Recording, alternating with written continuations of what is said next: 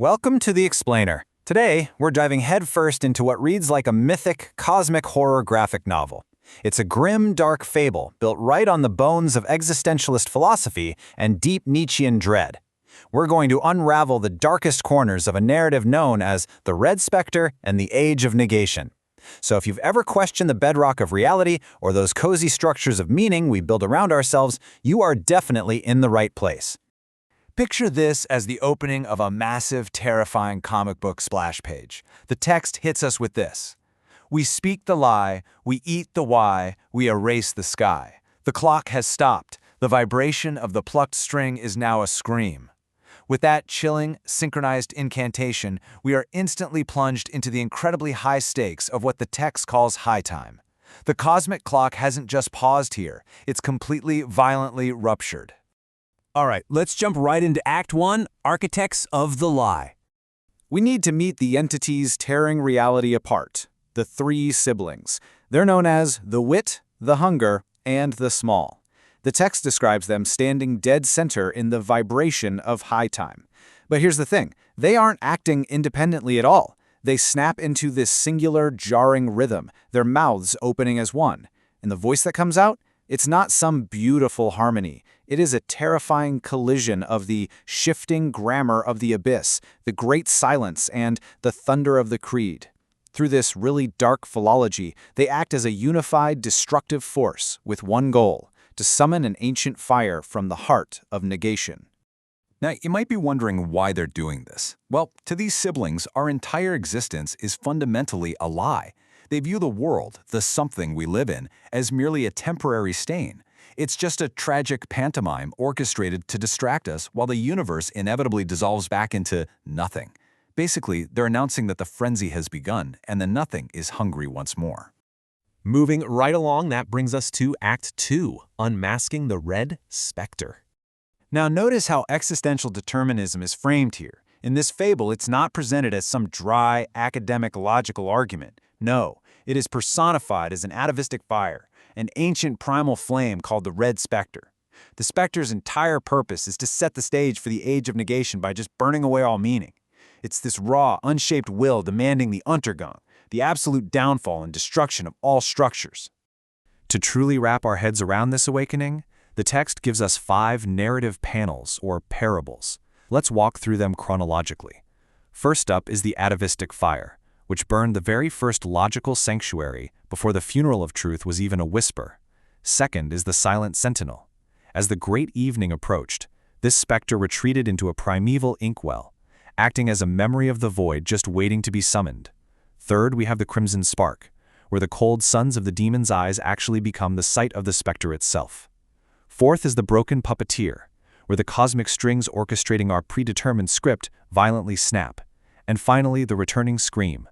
This is the tragic sound of the world suddenly recognizing its own status as a temporary stain. So the crucial point to take away is this: the Red Specter doesn't show up to offer a new philosophy or a revised script for reality. Not at all. It offers Vernichtung. That is the absolute annihilation of the stage itself. It proves that even the so-called sovereign of high time is nothing more than a mask covering a blind, totally irrational engine of dissolution. And this perfectly illustrates the core existentialist critique at the heart of this fable.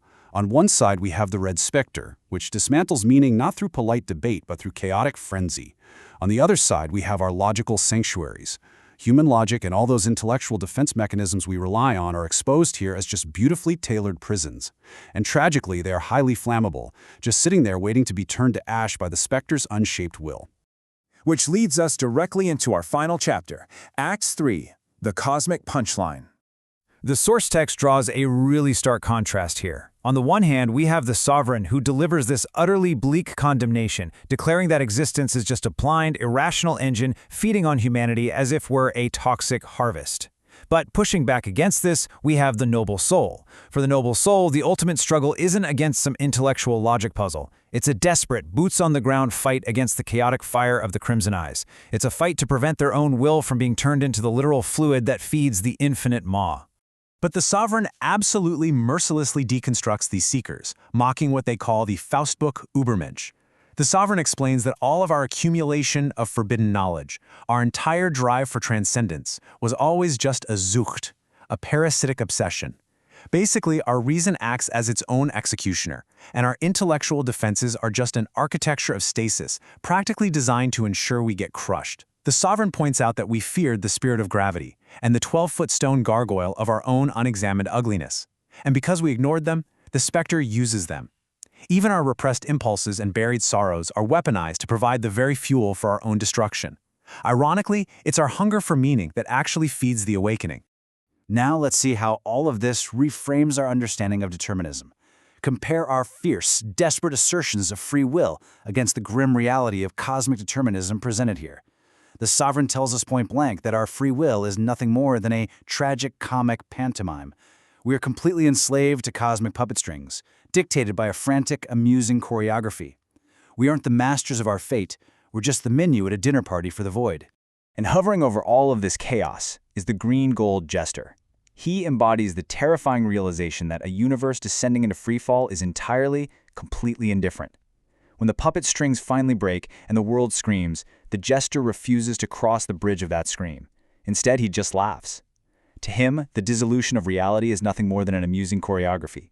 He vastly prefers the laughter that echoes after the scream has been swallowed by the final return to absolute nothingness. This all culminates in the Sovereign's chilling final quote, which perfectly wraps up the diatribe. Welcome to the punchline of your existence. The only thing the ink cannot dissolve is the laughter of the one who knows that everything, including this frenzy, is a lie. It's a stark, brutal reminder that the universe is just an indifferent audience to our universal futility. And that brings us to the end of this explainer. As the inkblot negation begins its final spill and reality calcifies into stone, I want to leave you with this to reflect on regarding your own logical sanctuaries. Are you fiercely fighting the cosmic puppet strings like the noble soul? Or are you simply waiting for the punchline of the jester's laugh? It's a question that's going to linger long after the frenzy ends, echoing out into the great silence.